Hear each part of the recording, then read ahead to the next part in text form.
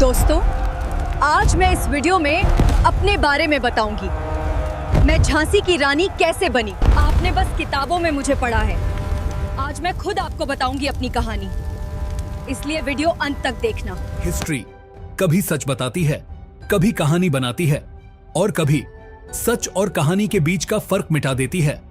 हम सब ने एक नाम सुना है बचपन से, किताबों में, कविताओं में। एक लाइन जो शायद तुमने भी सुनी होगी, खूब लड़ी मर्दानी। वो तो झांसी वाली रानी थी। लेकिन क्या तुमने कभी सोचा है कि इस लाइन के पीछे असली कहानी क्या है? क्या वो वाकई एक ऐसी वॉरियर थी जो अकेली ब्रिटिश एम्पायर से लड़ गई, या फिर वक्त के साथ उसकी कहानी को इतना बढ़ा दिया गया कि वो एक लेजेंड बन गई? आज हम किसी किताब की कहानी नहीं सुनेंगे। हम वापस जाएंगे 1800 के भारत में, जहां हवा में धूल थी, लोगों में गुस्सा था और सिस्टम में अन्याय। और उसी दुनिया में एक छोटी सी लड़की अपनी किस्मत लिख रही थी। नाम मणिकर्णिका। वाराणसी, सुबह का वक्त। गंगा के किनारे सूरज धीरे धीरे ऊपर आ रहा है। मंदिरों की घंटियां बज रही हैं, लोग प्रार्थना कर रहे हैं। सब कुछ शांत है, लेकिन इस शांति के बीच एक आवाज है, एक छोटी लड़की की, जो जोर जोर से हंस रही है।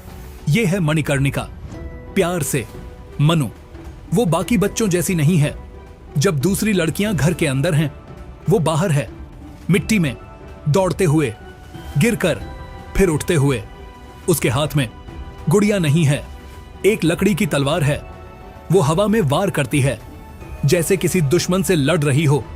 लोग देखते हैं और हंसते हैं। ये लड़की पागल है क्या?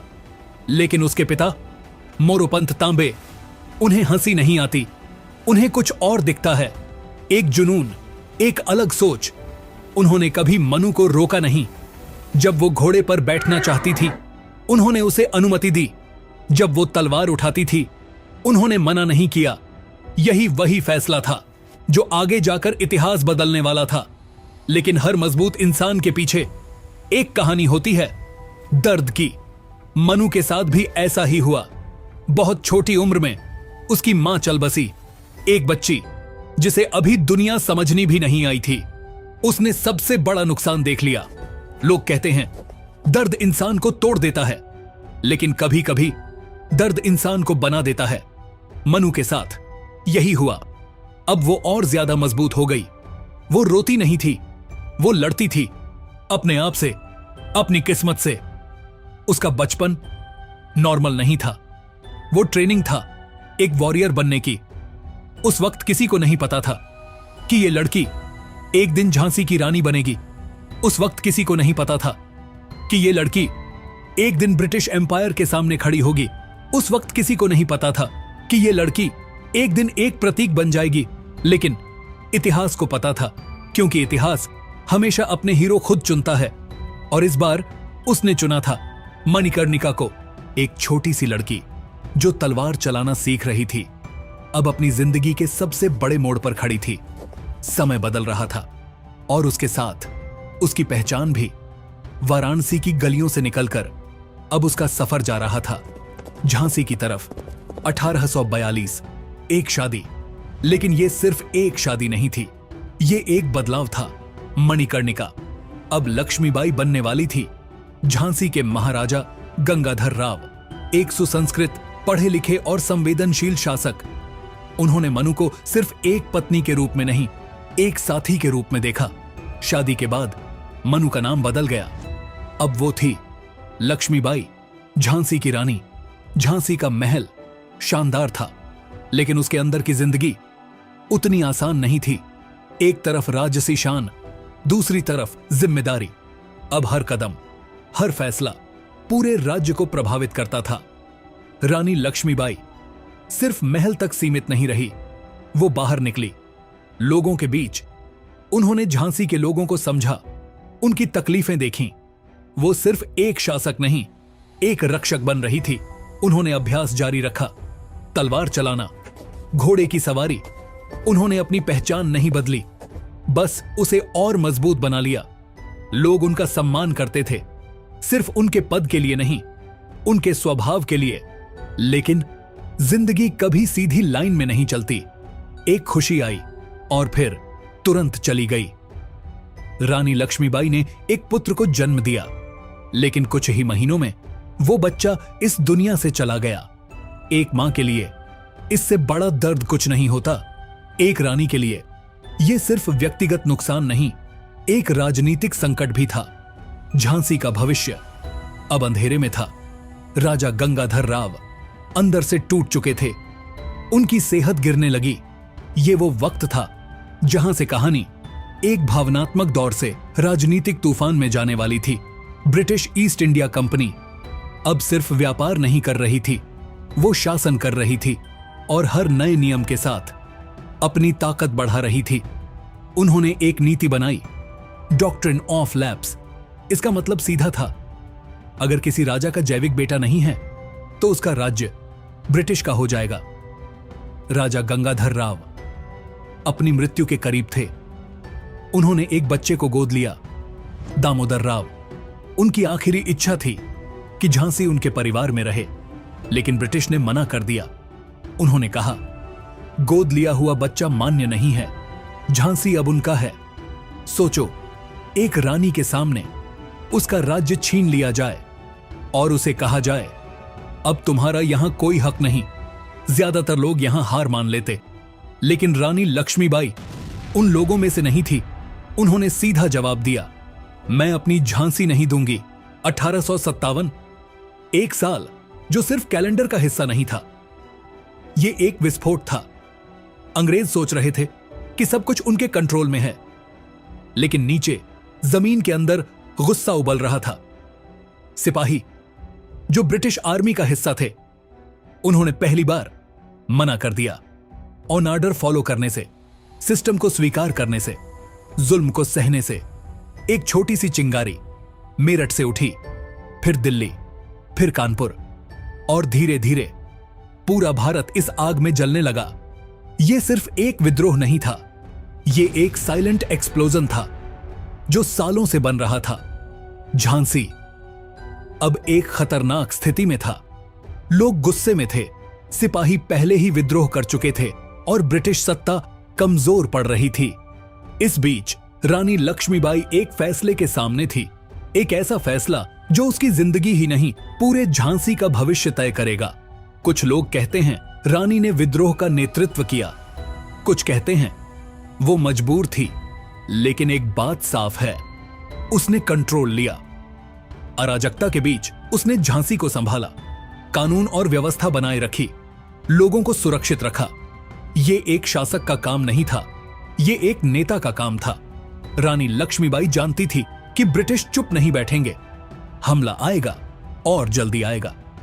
इसलिए उसने तैयारी शुरू कर दी। आर्मी को फिर से संगठित किया, ट्रेनिंग को और कठिन बना दिया। सिर्फ मर्द ही नहीं, महिलाओं को भी प्रशिक्षित किया गया। झांसी अब एक महल नहीं था, एक किला बन रहा था। दीवारों को मजबूत किया गया, बंदूकें तैयार की गईं, हर गेट पर सुरक्षा खड़ी कर दी गई। लेकिन सबसे ताकतवर चीज थी लोगों का भरोसा। लोग रानी के लिए लड़ने को तैयार थे, क्योंकि उन्होंने सिर्फ शासन नहीं किया था, उन्होंने रिश्ता बनाया था। ब्रिटिश ने अपनी रणनीति बना ली। एक अनुभवी कमांडर जनरल ह्यू ग्रोज झांसी की तरफ बढ़ रहा था।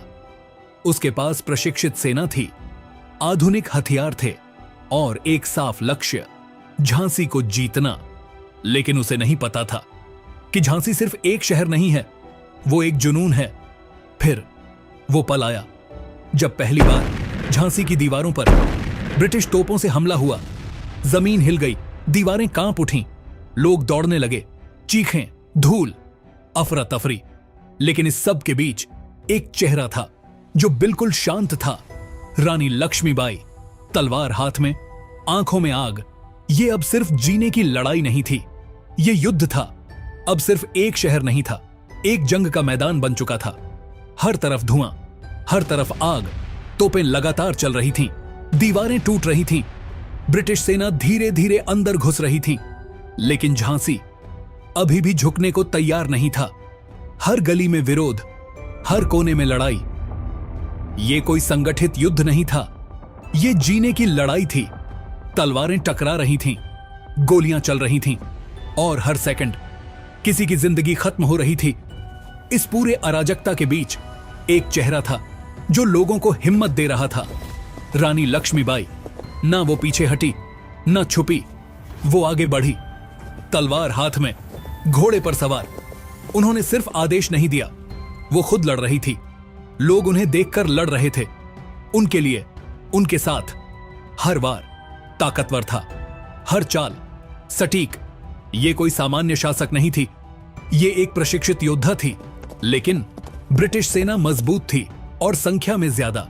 झांसी धीरे धीरे गिर रहा था। जब स्थिति नियंत्रण से बाहर हो गई, तब एक फैसला लिया गया, एक ऐसा फैसला जो आज तक लेजेंड बन चुका है। रात का अंधेरा, हर तरफ खामोशी, लेकिन उस खामोशी के अंदर एक हलचल हो रही थी। रानी लक्ष्मीबाई अपने घोड़े पर तैयार थी। उन्होंने अपने बच्चे दामोदर राव को अपनी पीठ पर बांधा और फिर एक ऊंची दीवार के पास घोड़ा दौड़ाया। एक छलांग, एक जोखिम, एक फैसला, या तो जिंदा बचना या वहीं खत्म हो जाना। वो कूद गई। ये दृश्य आज भी लोगों के दिमाग में एक लेजेंड है। कुछ इतिहासकार कहते हैं ये सच है, कुछ कहते हैं ये बढ़ा चढ़ाकर बताया गया है, लेकिन एक बात साफ है, वो बच निकली और लड़ाई जारी रही। झांसी छोड़ने के बाद सफर खत्म नहीं हुआ। रानी लक्ष्मीबाई ग्वालियर पहुंची। वहां उन्होंने फिर से सेना में शामिल हुई, फिर से लड़ाई, फिर से विरोध। लेकिन इस बार स्थिति और कठिन थी। संसाधन कम, सहयोग कम, लेकिन हिम्मत उतनी ही थी। 18 जून 1858, आखिरी दिन, युद्ध का मैदान खून से भरा हुआ। रानी घायल हो चुकी थी, लेकिन वो रुकी नहीं। उन्होंने आखिरी सांस तक लड़ाई की। एक योद्धा आखिर गिरती है, लेकिन हार कर नहीं। लड़ते हुए रानी लक्ष्मीबाई इस दुनिया से चली गई। लेकिन कुछ लोग मरते नहीं, वो कहानी बन जाते हैं, वो प्रतीक बन जाते हैं, वो प्रेरणा बन जाते हैं। और रानी लक्ष्मीबाई इन तीनों का नाम बन गई। उन्होंने सिर्फ झांसी के लिए नहीं लड़ी, उन्होंने एक सोच के लिए लड़ी कि आजादी किसी का दिया हुआ तोहफा नहीं होता, उसे जीतना पड़ता है। उन्होंने दुनिया को दिखाया कि एक औरत सिर्फ घर नहीं संभालती, वो इतिहास भी लिख सकती है। झांसी गिर गया, लेकिन उसकी रानी आज भी खड़ी है, हर उस इंसान में जो अन्याय के खिलाफ खड़ा होता है। रानी लक्ष्मीबाई एक कहानी नहीं, एक आग थी जो कभी बुझी नहीं,